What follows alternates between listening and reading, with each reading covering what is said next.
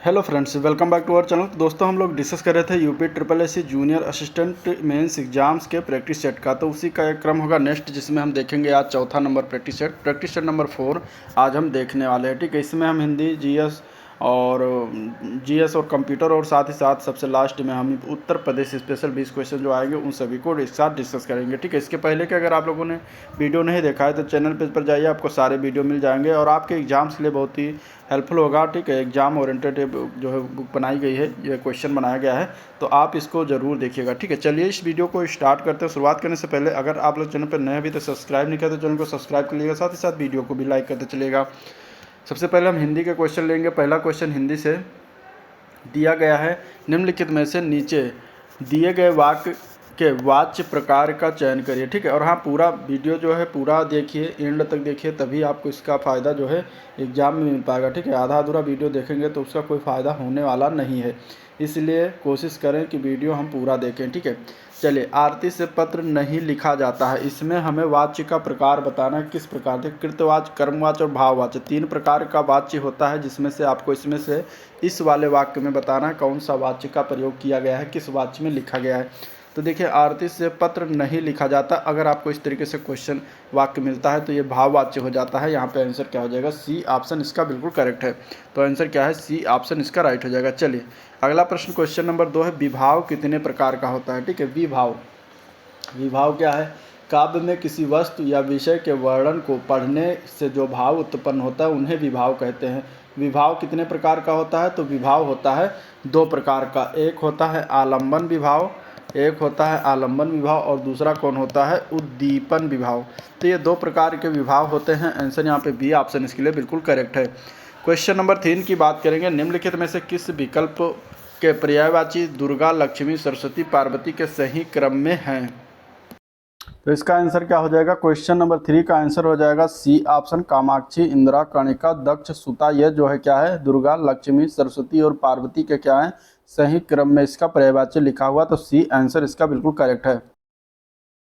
बात करेंगे उत्तर प्रदेश राजस्व लेखपाल की बेस्ट बुक के बारे में, जो कि है चक्षु प्रकाशन की। ठीक है, ये मुख्य परीक्षा 2026 के लिए संपूर्ण स्टडी गाइड निकाला गया है। इसमें आप लेटेस्ट पैटर्न के अनुसार, लेटेस्ट सिलेबस के अनुसार आप देख सकते हैं, सारी चीज़ों को संकलित किया गया, जिसमें भाग 1 में जीएस है, भाग 2 में कंप्यूटर, भाग 3 में उत्तर प्रदेश स्पेशल। तो टोटल 100 क्वेश्चन पूछे जाने, उस तरीके से ये जो है बुक निकाली गई है। ठीक है, 3 सवाल पेपर इसमें दिया गया है, 2000 प्लस क्वेश्चन दिया गया है, तो आप इसको जाकर ऑनलाइन परचेज कर सकते हैं। ठीक है, या फिर आपके जो है पास के बुक स्टोर पर मिल सकती है। बात करेंगे राजस्व लेखपाल के, तो अन्य इसमें स्टडी गाइड के लिए आप देख सकते हैं बहुत सारी बुक जो है इसमें प्रकाशित की गई है, तो आप ले सकते हैं। आपके लिए एग्जाम्स के लिए क्या है? बहुत हेल्पफुल हो सकता है।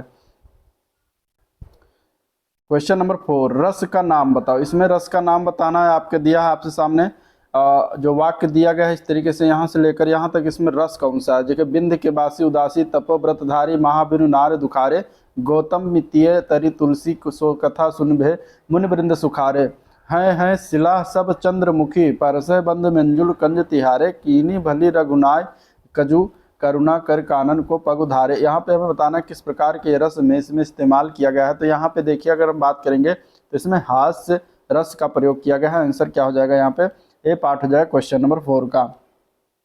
अगला प्रश्न, रहमन जो गत दीप की कुल कपूत गति सोए, बारे उजियारे लगे बढ़े अंधेरों होए, उपयुक्त पंक्तियों में कौन सा अलंकार है? एक क्वेश्चन आपको अलंकार से मिल जाएंगे। यहाँ पे जो है अगर हम देखें तो जो है रहमन जो गत दीप की कुल कपूत गति सोए। ठीक है, यहाँ पे जो है पुत्र के बारे में बताया गया है। ठीक है, या गत दीप की, दीप, यहाँ दीप जो शब्द है ये क्या है? एक दीप है जो अगर बारे उजियारे लगे, यानी कि अगर जलता है तो उजाला होता है। ठीक है, और एक होता है कि बढ़े अंधेरों होए। ठीक है, अगर वो कपूत, मतलब वो जो पुत्र है वो अगर कपूत निकल गया, ठीक है, दीपक जो आपका कुलपुत्र है, अगर कुलपुत्र है तो वो क्या हो जाएगा? कपूत निकल गया, तो आपके उसके बढ़ने से क्या होगा? आपके जीवन में अंधेरा ही आएगा। तो इस प्रकार एक शब्द के 2 अर्थ निकलने, तो यहाँ पे क्या हो जाएगा? आंसर जो है ए डी पार्ट हो जाएगा, श्लेष। श्लेष मीन्स होता है चिपका हुआ, मतलब कि एक ही शब्द के 2 अर्थ निकले, 2 से अधिक अर्थ निकले, तो वहाँ पे श्लेष अलंकार हो जाएगा। नेक्स्ट क्वेश्चन, तत्सम तद्भव शब्दों के निम्नलिखित युग्मों में से कौन सा युग्म त्रुटिपूर्ण है? मतलब कि गलत है। तद्भव तत्सम तद्भव से, यानी कि अगर हम देखें यहाँ पे 6 के तो देखिए वचन का वचन होता है तद्भव, ठीक है। कपाट का कपड़ा होता है क्या?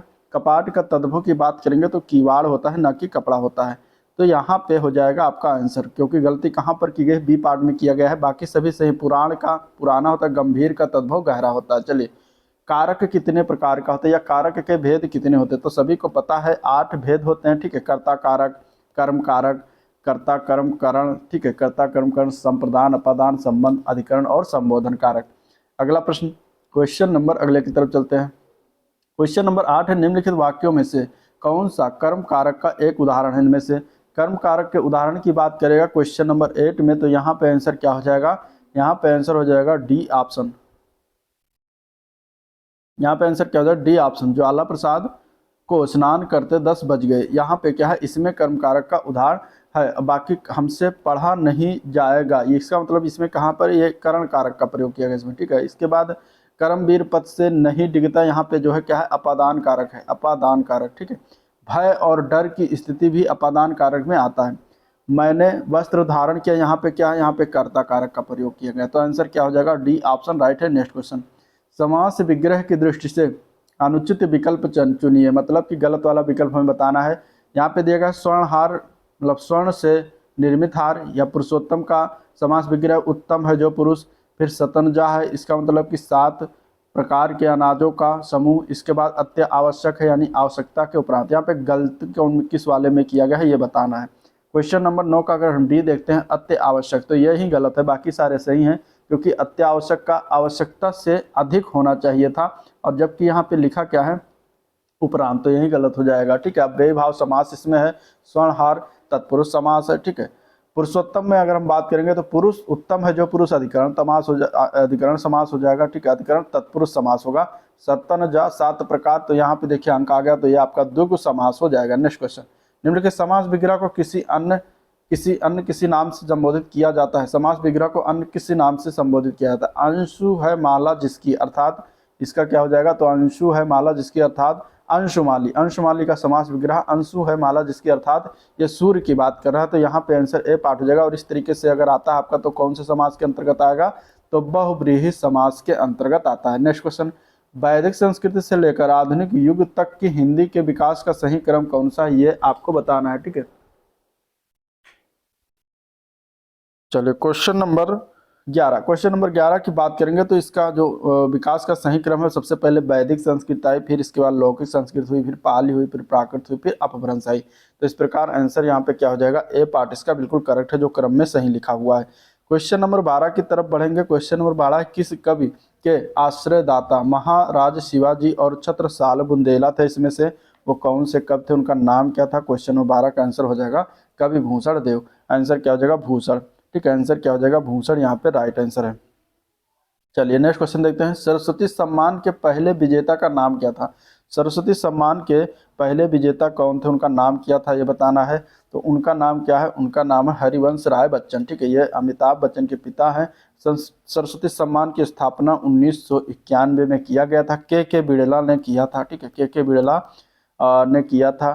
तो यहाँ पे आंसर क्या हो जाएगा? बी ऑप्शन करेक्ट है, ठीक है। नेक्स्ट क्वेश्चन, पद्मावत किस भाषा में लिखा गया है, ये बताना है। क्वेश्चन नंबर 14 का आंसर क्या हो जाएगा? देखिए, पद्मावत की बात करेंगे तो हिंदी साहित्य के अंतर्गत सूफी परंपरा का प्रसिद्ध महाकाव्य है, और ये अगर हम बात करेंगे तो अवधी भाषा में लिखा गया है। रचनाकार कौन है? मलिक मोहम्मद जायसी, जो सभी को पता है। नेक्स्ट क्वेश्चन, इनमें से कौन सा प्रेमचंद्र द्वारा लिखित उपन्यास नहीं है? ये देख सकते हैं यहाँ पे प्रेमचंद्र द्वारा लिखा हुआ गोदान है, गबन है, निर्मला भी लिखा गया। दीप शिखा इनकी रचित उपन्यास नहीं है। दीप शिखा की बात करेंगे तो ये किसके द्वारा लिखा गया है? महादेवी वर्मा जी ने लिखा हुआ है, महादेवी वर्मा जी ने लिखा हुआ। तो यहाँ पे आंसर क्या हो जाएगा? डी ऑप्शन राइट है। चलिए, गरल शब्द का विलोम शब्द बताना। गरल का विलोम क्या होता है? गरल का विलोम हो जाएगा अमृत, ठीक है। ये विश्व होता है, इसका अमृत हो जाएगा। नेक्स्ट क्वेश्चन, अनेक शब्द का बहुवचन अनेक ही होता है, क्यों, ये बताना है। तो क्योंकि यह जो होता है एक अविकारी शब्द है। किस प्रकार का शब्द है? ये अविकारी शब्द है, इसीलिए इसका जो है अनेक शब्द का बहुवचन अनेक ही होता है। क्वेश्चन नंबर 18 है, किसी ग्रंथ में अन्य व्यक्ति द्वारा इसके मूल लेखक की भांति जोड़ा गया अंश इस वाक्यांश के लिए एक शब्द क्या होगा? ठीक है, बहुत ही इंपॉर्टेंट क्वेश्चन और पूछा गया क्वेश्चन है। इसका आंसर क्या हो जाएगा? कोई ग्रंथ है उसमें किसी अन्य व्यक्ति के द्वारा मूल लेखक की भांति ही कोई जोड़ा गया अंश, तो उसको हम क्या कहेंगे, तो उसको हम क्या कहते हैं, तो उसको कहते हैं छेपक। यहाँ पे आंसर बी ऑप्शन इसका बिल्कुल करेक्ट है, छेपक। ठीक है, चलिए शब्द अर्थ भेद की दृष्टि से समश्रुत भिन्नार्थक शब्द युग्म का कौन सा विकल्प सही है? चिर और चीर। चिर मतलब कपड़ा, चीर मतलब अधिक, नीरज और नीरद, नीरज मतलब कमल और नीरद मतलब बादल, मेधा और मेध, मेधा मतलब यज्ञ, मेध मतलब बुद्ध, सर्व और सर्व, सर्व मतलब शिव, सर्व मतलब सब। यहाँ पे बताना कौन सा एक सही विकल्प है इनमें से। तो यहाँ पे विकल्प जो सही है वो बी ऑप्शन सही, नीरज मतलब कमल और नीरद मतलब बादल होता है। बाकी सारे में कहीं ना कहीं गलती, क्योंकि चिर मतलब होता है दीर्घकालीन, क्या होता है, दीर्घकालीन। ठीक है, और चीर जो दिया गया है, चीर का अर्थ होता है कपड़ा, जो कि ये गलत दिया गया था। ठीक है, मेधा की बात करें, मेधा मतलब क्या होता है, मेधा मतलब होता है बुद्धि, और मेध जो दिया गया है इसका मतलब क्या हो जाएगा, मेध का मतलब होता है यज्ञ करना। ठीक है, इसके बाद सर्व और सर्व में देखेंगे तो सर्व जो पहला वाला है उसका मतलब होता है सभी, और दूसरा जो सर्व है उसका अर्थ होता है शिव। तो इस प्रकार ये चीजें थी। आंसर यहाँ पे बी ऑप्शन बिल्कुल करेक्ट है। नेक्स्ट क्वेश्चन, अर्थ के अनेकार्थी, अर्थ का जो है अनेकार्थी शब्द बताना है कितने होता है। अर्थ का मतलब धन होता है, अर्थ का मतलब प्रयोजन होता है, अर्थ का मतलब व्याख्या होता है। तो यहाँ पे डी ऑप्शन इसके लिए करेक्ट है। नेक्स्ट क्वेश्चन, वत्सर्य वर्ण कौन सा है? इसमें से वत्सर्य वर्ण कौन सा है? तो याद रखिए न, र, ल और सा, ये जो है ये वत्सर्य के अंतर्गत आते हैं। यहाँ correct answer B option right है। चलिए, इनमें से कौन सा शब्द भेद अव्यय कहलाता है? शब्द भेद अव्यय, अव्यय की बात करेंगे तो आंसर क्या हो जाएगा? तो यहाँ पे देखिए क्रिया विशेषण जो होता है ये अव्यय के अंतर्गत आता है। आंसर क्या हो जाएगा? डी ऑप्शन राइट है। ठीक है, वाक्य का प्रकार चयन करना है, मुझे पुस्तक चाहिए थी पर इस गाइड से भी काम चल जाएगा। ये किस प्रकार के वाक्य में लिखा हुआ है? तो ये देखिए यहाँ पे अगर हम देखेंगे तो दो क्रिया है, दोनों के अलग अर्थ है। तो यहाँ पे क्या हो जाएगा? संयुक्त वाक्य हो जाएगा। आंसर क्या हो जाएगा? संयुक्त वाक्य हो जाएगा। ठीक है, नेक्स्ट क्वेश्चन देखते हैं। अगला प्रश्न में मुहावरों को मिलान करना है, उनका अर्थ बता के। ठीक है, यहाँ पे मिलान करना, हथेली पर सरसों जमाना, यहाँ पे क्या हो जाएगा? हथेली पर सरसों जमाना। और इस प्रकार यहाँ पे हमें क्या करना, आगे आपको इस तरीके से दिया गया है इसका ऑप्शन। ठीक है, नीचे दिया गया है ऑप्शन। ठीक है, मिलान करके हथेली पर जमाना अगर हम बात करेंगे तो एक का क्या हो जाएगा? एक का हो जाएगा थर्ड, कठिन और असंभव कार्य। हथेली पर सरसों जमाना, हथेली पर सरसों कैसे जम सकता है? तो इसका मतलब क्या हो गया कि कठिन और असंभव कार्य करना। ठीक है, चलिए, अंधों का हाथी होना, अंधों का हाथी होना मतलब पूरी बात ना समझना। ठीक है, अंडे का शहजादा होना मतलब कि अनुभवहीन व्यक्ति, उसको क्या कहेंगे? अंडे का शहजादा होना, अंडे से निकला है। ठीक है, तो इस तरीके से उसको क्या कहेंगे? वो अनुभवहीन है, कुछ कुछ नहीं पता उसको बारे में। आंधी के आम होना, आंधी के आम होना मतलब सामयिक लाभ होना, मतलब कि जब आंधी में आम गिरते हैं, ठीक है, तो क्या होता है, जितने कोई जो भी है सभी को मिलते हैं। तो इस तरीके से उसी वहीं से उदाहरण बन गया, ये मुहावरा बन गया। तो आंधी के आम होना मतलब सामयिक लाभ होना। आंसर यहाँ पे क्या है? बी ऑप्शन इसका राइट है। चलिए, क्वेश्चन नंबर अगला है, निम्नलिखित में से शुद्ध वर्तनी कौन सा है? शुद्ध वर्तनी इनमें से बताना है। शुद्ध वर्तनी से क्वेश्चन मिलेगा आपको। यहाँ पे अगर देखा जाए तो अंतर्धान जो लिखा ये शुद्ध रूप से है, बाकी सभी में कहीं ना कहीं गलती की गई है। ठीक है, देखो यहाँ पे अगर हम देखेंगे संग्रहित, तो संग्रहित जो है इस तरीके से ना लिखकर हम लिखते हैं संग्रहित, ये इस तरीके से लिखा जाता है। ठीक है, संग्रहित। अब यहाँ पे हिरण्यकश्यप में ये आधा सा ना होकर ये जो है पूरा सा, और इस पर सा पे छोटी ई की मात्रा भी होना चाहिए था। ठीक है, अपहनुत जो लिखा है ये गलत है, ये होता है अप आधा हनुति, इस तरीके से लिखा जाता है। ठीक है, चलिए, आधा ना नहीं होता। चलिए, नेक्स्ट क्वेश्चन, निम्नलिखित में से कौन सा मुहावरा इसमें से नहीं है? मुहावरा इसमें से नहीं है, पहचानना है। तिल का ताड़ बनाना तो ये मुहावरा होता है। आंखों में धूल झोंकना ये भी मुहावरा होता है। नाच न आवे आंगन टेढ़ा, ये क्या होता है? ये मुहावरा ना होकर ये लोकोक्ति है। क्या है? लोकोक्ति है। तो इस तरीके से यही आंसर हो जाएगा। बाकी उल्टी गंगा बहना ये भी क्या है? मुहावरा है। ठीक है, चलिए, फैलाव में प्रत्यय क्या है बताना है। फैलाव में प्रत्यय कौन सा लगा हुआ है? क्वेश्चन नंबर 27 का आंसर क्या हो जाएगा? यहाँ पे बताइए। फैलाव में प्रत्यय लगा हुआ है आव। आंसर क्या है? बी ऑप्शन इसका बिल्कुल राइट है। ठीक है, क्वेश्चन नंबर 28, एक शब्द छाटना है, शब्दों के लिए एक शब्द, रेखांकित शब्दों के लिए एक शब्द छाटना है यहाँ पे। और गीता मेरे साथ काम करती है, तो यहाँ पे मेरे साथ जो दिया गया है रेखांकित किया हुआ, इसके लिए एक शब्द क्या हो जाएगा? तो सहकर्मी। क्या हो जाएगा इसके लिए? एक शब्द, काम, मेरे साथ काम करना, मतलब सहकर्मी हो जाएगा, ठीक है। अब मेरे साथ पढ़ना सहपाठी। चलिए अगला क्वेश्चन है, मानव शब्द का विशेषण निम्नलिखित में से क्या बनेगा। मानव शब्द का अगर विशेषण बनाएंगे तो इसका आंसर हो जाएगा मानवीय, जो कि डी पार्ट में दिया गया है। जिसमें कोई पद प्रधान नहीं होता तथा अन्य अर्थ प्रधान होता है, वहां पर कौन सा समास होता है, तो वहां पर क्या होता है, बहुब्रीहि समास होता है। यह बहुब्रीहि समास की परिभाषा है, तो आंसर हो जाएगा बी ऑप्शन। चलिए अब जीएस के क्वेश्चन देख लेते हैं। निम्नलिखित में से कौन सा एक जीएसटी का एक प्रकार नहीं है इसमें से। तो जीएसटी के प्रकारों की अगर हम बात करेंगे तो IGST होता है, CGST, SGST तीनों होता है, लेकिन QGST कुछ नहीं होता। तो इस प्रकार आंसर क्या हो जाएगा, बी ऑप्शन करेक्ट है। जीएसटी कब लागू हुई थी, 1 जुलाई 2017 को तत्कालीन जो वित्त मंत्री थे अरुण जेटली, उनके द्वारा लागू किया गया था। वस्तु एवं सेवा कर इसका पूरा नाम है। 4 प्रकार के जीएसटी होते हैं, SGST, CGST, IGST और एक होता है UTGST। तो ये भी याद रखिएगा, ये नहीं था QGST, ठीक है। तो 4 प्रकार के जीएसटी होते हैं। चलिए अगला प्रश्न, किस संवैधानिक संशोधन अधिनियम ने लोकसभा और राज्य विधानसभाओं में अनुसूचित जातियों और अनुसूचित जनजातियों के लिए जो है सीटों का आरक्षण को बढ़ाया। वो कौन सा संवैधानिक संशोधन था, तो वो था 79वां संविधान संशोधन, जो कि अगर हम बात करेंगे तो भारत का संविधान कब लागू हुआ, 26 नवंबर 1949 को, और ये संविधान सभा के द्वारा अपनाया गया और लागू हुआ था 26 जनवरी 1950 को, ठीक है। चलिए अगले क्वेश्चन की तरफ चलते हैं। WTO के महानिदेशक कौन है। WTO वर्ल्ड ट्रेड ऑर्गेनाइजेशन जो है विश्व व्यापार संगठन की स्थापना कब हुई, 1995। इसके महानिदेशक की बात करेंगे तो कौन है, तो उनका नाम है नाओजी ओकोंजो इवेला, और इनका मुख्यालय कहाँ पर है, जिनेवा में। जिनेवा कहाँ पड़ता है, स्विट्जरलैंड में, ठीक है। चलिए अगला क्वेश्चन, निम्न में से कौन सी नवीनतम पर्वत श्रेणी है। नवीनतम पर्वत श्रेणी, क्वेश्चन नंबर 34 का आंसर क्या हो जाएगा, यहाँ पे ए पार्ट हो जाएगा, हिमाद्री श्रेणी, ठीक है।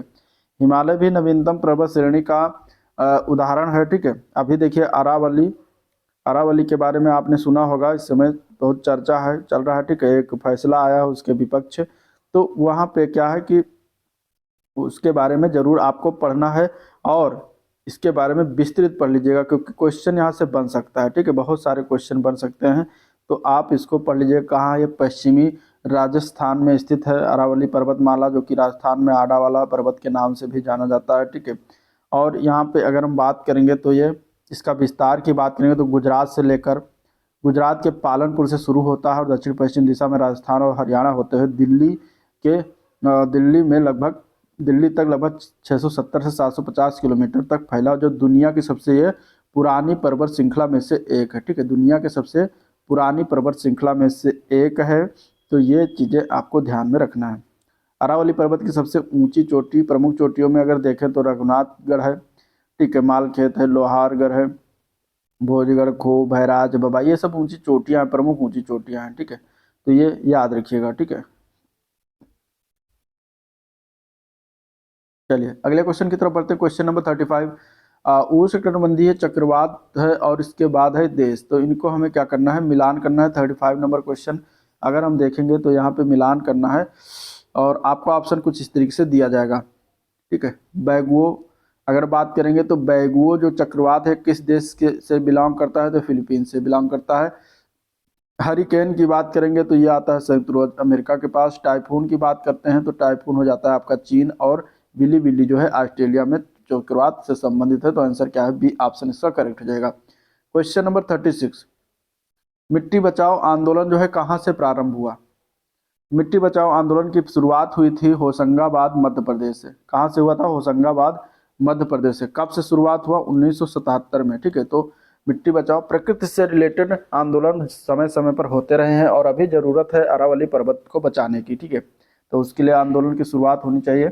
चलिए, ये आंदोलन मध्य प्रदेश के तवा बांध के कारण जल भराव और लवणता के खिलाफ शुरू किया गया था। आंसर यहाँ पे क्या हो जाएगा, डी ऑप्शन इसका बिल्कुल राइट है। क्वेश्चन नंबर 37, निम्नलिखित में से क्या अर्थव्यवस्था के तृतीय क्षेत्र के अंतर्गत आता है। तृतीय क्षेत्र के अंतर्गत प्राथमिक क्षेत्र में कृषि आ जाता है, ठीक है। और इसके अलावा कृषि है, मत्स्य पालन है, पशुपालन है, डेयरी है, वानिकी है, ये सभी प्राथमिक क्षेत्र हो जाता है। द्वितीय क्षेत्र में अगर हम बात करें तो ऐसे उद्योग शामिल है जहाँ पर उत्पाद प्राथमिक क्षेत्र से उत्पादित प्राकृतिक सामग्रियों से बनाए जाते हैं, जैसे सूती कपड़ा, गन्ना उत्पादन, औद्योगिक उत्पादन, ये सब गतिविधियां आ जाती हैं। तीसरा जो क्षेत्र है तृतीय क्षेत्र है, इस क्षेत्र में अंतिम उत्पादों के बजाय सेवाओं का उत्पादन होता है, जैसे इस क्षेत्र में माल का उत्पादन नहीं होता, लेकिन ये उत्पादन प्रक्रिया में सहायक होते हैं। तो यहाँ पे कौन सा हो जाएगा, तो यहाँ पे देखिए आंसर यहाँ पे दिया गया सी पार्ट, जो बैंकिंग है ये सेवाओं से संबंधित है, तो तृतीय क्षेत्र में ये आ जाएगा। ठीक है, पशुपालन कृषि आपका किस में आ जाएगा, प्राथमिक क्षेत्र में। ठीक है, और खनन जो आता है वो दूसरे क्षेत्र में आता है। चलिए नेक्स्ट क्वेश्चन, 38 नंबर क्वेश्चन में भी सुमेलित करना है यहाँ पे। ठीक है, और यहाँ पे देखिए इस प्रकार धातु और उसके गुणधर्म दिए गए हैं। तो अगर हम देखेंगे धातु सोडियम, सोडियम की बात करेंगे तो सोडियम क्या है, सोडियम को हम इतना जो है लचीला होता है कि हम इसको चाकू से आसानी से काट सकते हैं, तो ए का 4 हो जाएगा। पारा की बात करेंगे तो एक कमरे के ताप पर क्या होता है, द्रव में होता है। चांदी की बात करते हैं तो ये विद्युत का अच्छा सुचालक है। ठीक है, इसमें शीशा की बात करते हैं तो ये ऊष्मा का कुचालक है। कुचालक मतलब ऊष्मा इसमें से नहीं जो है आती है। तो यहाँ पे क्या हो जाएगा आंसर, सी ऑप्शन इसके लिए बिल्कुल राइट है। चलिए, निम्नलिखित में से कौन सा एक सुमेलित नहीं है इसमें से। ठीक है, मूल कर्तव्य क्या भाग 4 के का में दिया गया है। ठीक है, बिल्कुल सही है। राज्य में है, राज्य की बातें भाग 6 में की गई। भारत का महान्यायवादी की बात करेंगे तो भाग 11 में किया गया, जो कि गलत है। भारत के महान्यायवादी की भाग 13 में किया गया है। ठीक है, महान्यायवादी की बात, तो आंसर क्या हो जाएगा, सी ऑप्शन करेक्ट हो जाएगा। आगे संघ और राज्यों के क्षेत्र के अधीन सेवाओं की बात करेंगे तो भाग 14 में है, तो बाकी सही है, सी पार्ट गलत है। नेक्स्ट क्वेश्चन, भारत की संविधान सभा ने निम्नलिखित में से किस तिथि को राष्ट्रीय ध्वज को अपनाया था। राष्ट्रीय ध्वज को 41 नंबर क्वेश्चन क्या हो जाएगा, ये अपनाया गया था 22 जुलाई को, 22 जुलाई 1947 को। ठीक है, अपना देश कब आज़ाद हुआ, 15 अगस्त 1947 को। ठीक है, और उसके पहले 15 अगस्त 1947 को जो है के पहले राष्ट्रीय ध्वज को अपना लिया था संविधान सभा ने। तो आंसर क्या हो जाएगा, सी ऑप्शन करेक्ट हो जाएगा। चलिए, सूची 1 को सूची 2 से मिलान करना है। पर्वतीय दर्रा और उसके जो है क्या है, राज्य कहाँ पर स्थित है। तो इस प्रकार यहाँ पे देख सकते हैं आप, पर्वतीय दर्रा की बात करें, लिपुलेख दर्रा जो है ये कहाँ पड़ता है, तो ये उत्तराखंड में है। नाथुल्ला की बात करेंगे तो सिक्किम हो जाएगा। जो जिला की बात करते हैं तो लद्दाख, और शिव किला की बात करते हैं तो हिमाचल प्रदेश। तो इस प्रकार आंसर क्या है यहाँ पे, सी ऑप्शन इसका राइट है। चलिए, 16वें वित्त आयोग के अध्यक्ष निम्न में से कौन है। 16वें वित्त आयोग के अध्यक्ष इनमें से बताना है। 16वें वित्त आयोग के अध्यक्ष की बात करेंगे तो सी रंगराजन है। आंसर क्या हो जाएगा यहाँ पे, बी ऑप्शन राइट है। ठीक है, चलिए, हीमोग्लोबिन के बारे में निम्न कथनों पर विचार करना है। यह रक्त में ऑक्सीजन का संचार करता है, तो ये बिल्कुल सही है। ठीक है, और यह लौ युक्त यौगिक है, ये भी सही है।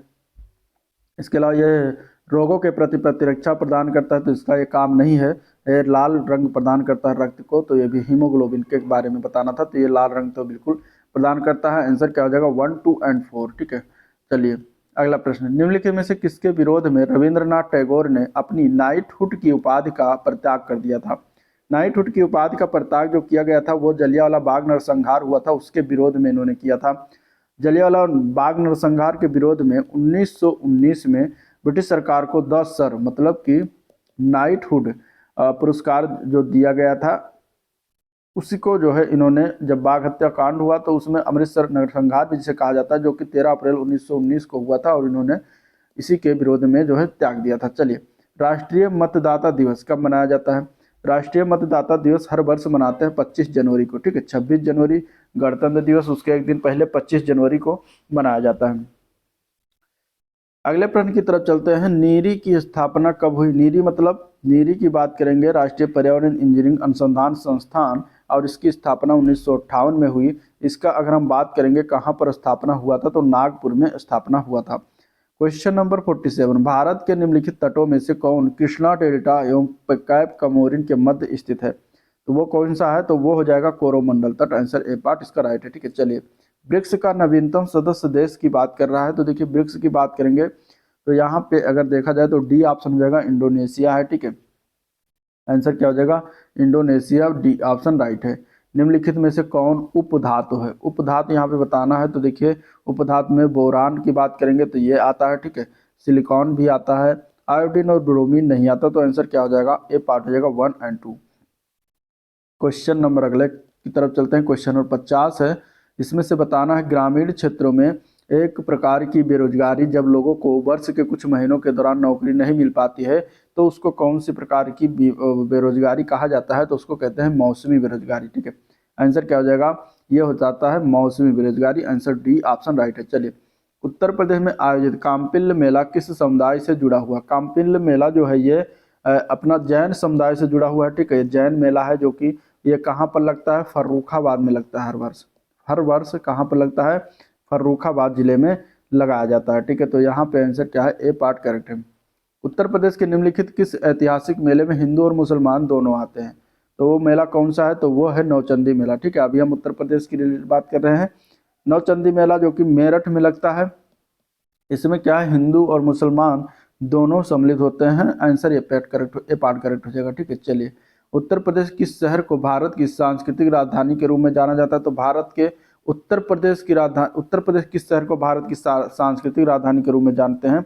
तो उस शहर का नाम क्या है? उस शहर का नाम है वाराणसी। ठीक है, उत्तर प्रदेश की राजधानी लखनऊ है। आंसर सी ऑप्शन जाएगा, वाराणसी। चलिए, क्वेश्चन नंबर 54 में हमें मिलान करना है स्थान और मेरठ वर्ष दिया गया जो किसके परिप्रेक्ष्य में? तो ये भारतीय राष्ट्रीय कांग्रेस अधिवेशन के संदर्भ में सूची 1 को सूची 2 से मिलान करना है। ठीक है, तो चलिए, भारतीय राष्ट्रीय कांग्रेस का अधिवेशन कब कब कहाँ पर हुआ?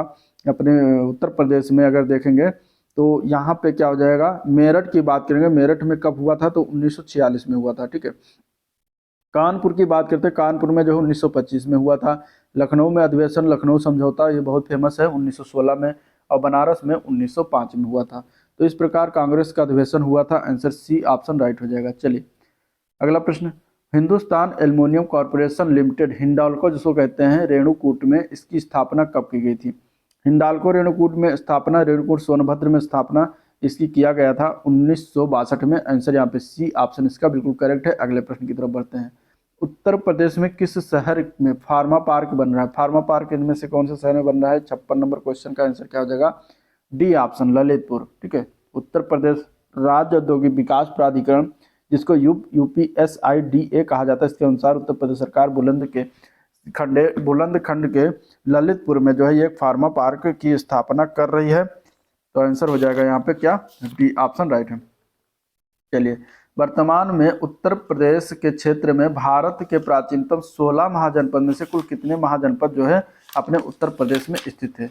तो 16 महाजनपद जो थे उसमें से टोटल 8 महाजनपद उत्तर प्रदेश में स्थित है, जिसमें से अगर नाम की बात करेंगे तो काशी, कौशल, ठीक है, काशी, कौशल, अंग, मगध और इसके अलावा वज्जी के बाद मल्ल, ये 16 महाजनपद टोटल है। ठीक है, वत्स हो गए, वत्स है, कुरु है, पांचाल, माक्षा, सूरसेन, अस्का, अवंती, ठीक है, गांधार, कंबोज शामिल है। इसमें से अगर उत्तर प्रदेश की बात करेंगे तो कुरु हो गया, पांचाल जो बरेली के आसपास का क्षेत्र, ठीक है, सूरसेन मथुरा के आसपास का क्षेत्र, वत्स हो गया। ठीक है, इसके अलावा अगर हम बात करें कौशल, श्रावस्ती, अयोध्या के आसपास का क्षेत्र।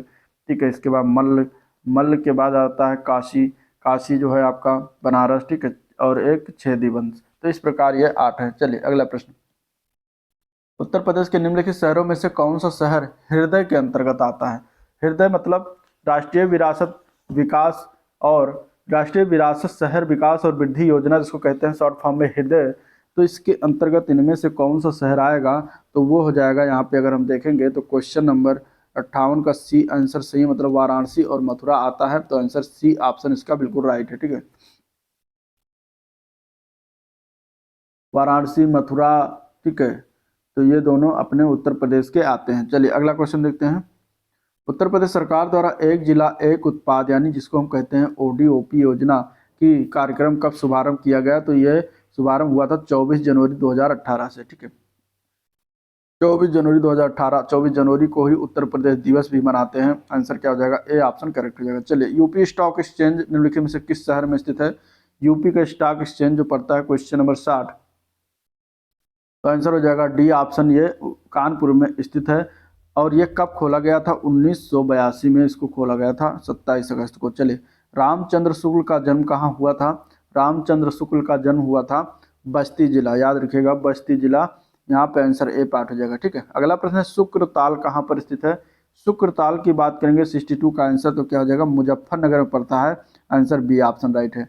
चलिए, घोषिताराम बिहार किस जिले में स्थित है? घोषिताराम बिहार जिले की बात करेंगे तो कौशाम्बी में पड़ता है। इंपॉर्टेंट क्वेश्चन बहुत बार पूछा गया है। निम्नलिखित में से किस वर्ष प्रयागराज के किले पर अंग्रेजों का अधिकार स्थापित हुआ, यह बताना है। तो किस वर्ष स्थापित हुआ था अंग्रेजों का अधिकार प्रयागराज के किले पर, यहाँ पे बताना है। तो 64 का आंसर क्या हो जाएगा? डी ऑप्शन हो जाएगा। 1797 में प्रयागराज के किलों पर अंग्रेजों का अधिकार हो गया था।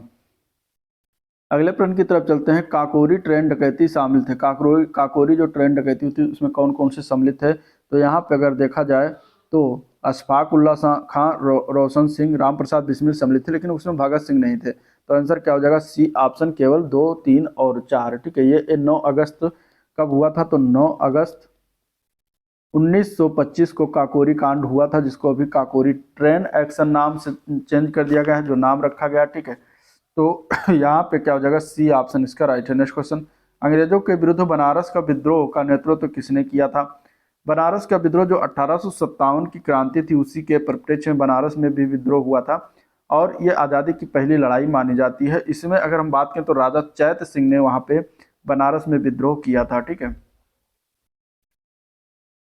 ये 1857 की जो पहली लड़ाई थी वो 1857 में हुआ था, लेकिन उसके 76 साल पहले, मतलब कि 1781 में ही काशी वासियों ने राजा चैत्र सिंह के नेतृत्व में अंग्रेजों के खिलाफ विद्रोह किया था। तो ये है आंसर, यहाँ पे क्या हो जाएगा? सी ऑप्शन राइट है। चलिए, 18वीं शताब्दी से पहले किसको कोल या कोयल के नाम से जाना जाता था? तो उसका नाम क्या है? तो उसको अलीगढ़ नाम है। अलीगढ़ को पहले कोल या कोयल के नाम से जानते थे। तो आंसर बी ऑप्शन इसका बिल्कुल राइट है। Next question, sir Syed Ahmad Khan द्वारा 1875 में स्थापित Mohammedan Anglo Oriental College Aligarh Muslim विश्वविद्यालय के रूप में परिवर्तित कर दिया गया, और इसका नाम क्या रखा गया? तो यहाँ पे अगर हम देखेंगे तो 68 का क्या हो जाएगा? सी पार्ट, ये परिवर्तित करके 1920 में परिवर्तित कर दिया करके अलीगढ़ मुस्लिम विश्वविद्यालय रखा गया था। तो 1920 इसका राइट आंसर हो जाएगा। चलिए, क्वेश्चन नंबर 69 है, आल्हा खंड किसके द्वारा लिखा गया है? आल्हा खंड, आल्हा खंड जो है ये काव्य है, और इसके ये लिखा गया है जगनिक के द्वारा। आंसर यहाँ पे ए पार्ट हो जाएगा। ठीक है, परमाल रासों का एक खंड माना जाता है आल्हा खंड, जो कि ये वीर रस प्रधान काव्य है अलग। तो ये लोग कवि हैं जगनिक, उनके द्वारा लिखा गया है। चलिए, क्वेश्चन नंबर 70, कानपुर में, उत्तर प्रदेश कानपुर में स्थित भीतरगांव मंदिर के संदर्भ में कौन सा कथन सही है? इस मंदिर का निर्माण 5वीं सदी से 6वीं सदी के मध्य हुआ। ठीक है, या फिर दूसरा, ईंटों से निर्मित यह भारत के प्राचीनतम मंदिरों में से एक है। अब बताना है कि सही उत्तर बताना है। तो यह बिल्कुल सही है, गुप्तकालीन निर्मित मंदिर है भीतरगांव मंदिर यहाँ पे, और ये ईंटों से निर्मित है, प्राचीनतम मंदिर में से एक है। तो आंसर क्या हो जाएगा? सी ऑप्शन, 1 व 2 दोनों। ठीक है, इसके बाद अब हम चलते हैं जो है कंप्यूटर के क्वेश्चन की तरफ।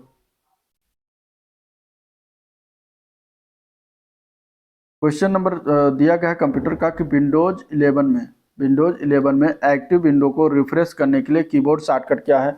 विंडोज 11 में एक्टिव विंडोज को रिफ्रेश करने के लिए जो शॉर्टकट की है वो है F5। क्या है? F5। आंसर यहाँ पे सी ऑप्शन बिल्कुल राइट है। चलिए, नेक्स्ट क्वेश्चन है, जीमेल ईमेल पते में अधिकतम कितने अक्षर हो सकते हैं? जो ईमेल पता है, एड्रेस है, उसमें अधिकतम कितना अक्षर हो सकता है? तो उसमें 320 अक्षर हो सकता है। याद रखिएगा, इंपॉर्टेंट क्वेश्चन है। ठीक है, चलिए, MS एक्सेल में किसमें रो और कॉलम का संग्रह जो अक्षरों और संख्याओं को जो है स्टोर करता है? तो ये किया जाता है जो है वर्कशीट में। वर्कशीट क्या है? रो और कॉलम का जो है क्या है? संग्रह है। आंसर यहाँ पे बी ऑप्शन राइट हो जाएगा। चलिए, अगला प्रश्न है, MS पावर पॉइंट में एक नई स्लाइड को इंसर्ट करने के लिए शॉर्टकट की का कौन सा शॉर्टकट की दबाना पड़ेगा जिससे नई स्लाइड ओपन होगी MS पावर पॉइंट में? तो उसके लिए शॉर्टकट की क्या है? तो उसके लिए है Ctrl+M। Ctrl+M दबाएंगे तो क्या हो जाएगा? सो नई स्लाइड खुल जाएगी। आंसर यहाँ पे बी ऑप्शन राइट है। MS वर्ड जो है किसका उदाहरण है? MS वर्ड जो है एक प्रकार का एप्लीकेशन सॉफ्टवेयर है। ठीक है, आंसर क्या है यहाँ पे? आपका सी ऑप्शन हो जाएगा। अगले प्रश्न की तरफ चलते हैं, TCP/IP रेफरेंस मॉडल में कितनी लेयर होती है? तो TCP/IP रेफरेंस मॉडल में अगर हम देखें तो 4 लेयर होती है, जो कि दिया गया डी ऑप्शन। तो डी ऑप्शन इसके लिए बिल्कुल राइट है। ओपन सिस्टम्स इंटरकनेक्शन यानी OSI मॉडल की पहली लेयर कौन सी होती है? OSI मॉडल की पहली लेयर की बात करेंगे तो यहाँ पे क्या हो जाएगा? 92 का आंसर ए पार्ट हो जाएगा। फिजिकल लेयर उसको कहते हैं। आंसर ए पार्ट करेक्ट है। ठीक है, चलिए, विंडोज साउंड फाइल का एक्सटेंशन क्या होता है? विंडोज साउंड फाइल का एक्सटेंशन की बात करते हैं तो .wav होता है, .wav जिसको कहते हैं। तो यहाँ पे ए पार्ट इसके लिए राइट है।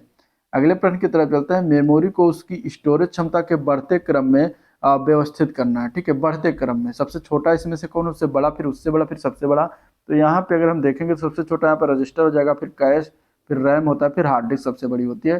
तो बी ऑप्शन बिल्कुल राइट है। चलिए, क्वेश्चन नंबर 95, ई कॉमर्स का कौन सा रूप वर्तमान में सभी ई कॉमर्स राजस्व का लगभग 97% है? तो वो कौन सा ग्रुप है? तो वो है B2B, business to business. Answer क्या हो जाएगा यहाँ पे? बी ऑप्शन बिल्कुल राइट है। चलिए, सर्विस का उदाहरण इनमें से कौन सा होगा? सास क्लाउड सर्विस का उदाहरण सेल्स फोर्स होता है, गूगल वर्क स्पेस होता है, ड्रॉप बॉक्स होता है, सभी होता है। आंसर क्या है? डी ऑप्शन उपरोक्त सभी। चलिए, निम्नलिखित में से कौन सा एमएस ऑफिस का वैध संस्करण नहीं है? इनमें से एमएस ऑफिस के वैध संस्करण की अगर बात करेंगे 97, तो ऑफिस एक्सपी ठीक है, ऑफिस 2007 भी है, ऑफिस 2016, लेकिन ऑफिस 2011 नहीं आता, तो इस प्रकार आंसर है तो जगह सी है, ऑप्शन ये जो है वैध संस्करण नहीं है। चलिए, 1 टेराबाइट प्रति सेकंड कितने बाइट्स प्रति सेकंड के बराबर होता है? 1 टेराबाइट प्रति सेकंड की बात करते हैं तो ये 240 बाइट्स प्रति सेकंड के बराबर होता है। आंसर यहाँ पे ये पार्ट इसके लिए करेक्ट है। भारत में इंटरनेट का जनक किसे मानते हैं? भारत में इंटरनेट का जनक जो है विजयेंद्र कुमार सिंघल को माना जाता है। ए पार्ट करेक्ट हो जाएगा। ठीक है, विंड सर्फ को इंटरनेट का जनक माना जाता है, जबकि इंटरनेट में भारत में जनक माना जाता है विजयेंद्र कुमार सिंघल को, और ओवरऑल विंड सर्फ को माना जाता है। तो यहाँ पे आंसर इसके लिए ए पार्ट राइट है। चलिए, आरटीजीएस मतलब वास्तविक समय सकल भुगतान प्रणाली का इसमें से बताना है कि आरटीजीएस का लाइव रन कब से शुरू किया गया था। ठीक है, तो आरटीजीएस का लाइव रन जो शुरुआत किया गया था वर्ष 2004 से। यहाँ पे डी ऑप्शन करेक्ट हो जाएगा। तो ये था ओवरऑल वीडियो जिसको हम लोगों ने देखा, डिस्कस किया। अगर पसंद आया तो लाइक करिए, चैनल को सब्सक्राइब नहीं किया तो सब्सक्राइब करिए, साथ ही साथ अपने दोस्तों में शेयर भी कर दीजिएगा। ठीक है, और आज का वीडियो में प्रिंट करते हैं, मिलते हैं नेक्स्ट प्रैक्टिस सेट नंबर 5 में। तब तक के लिए थैंक यू।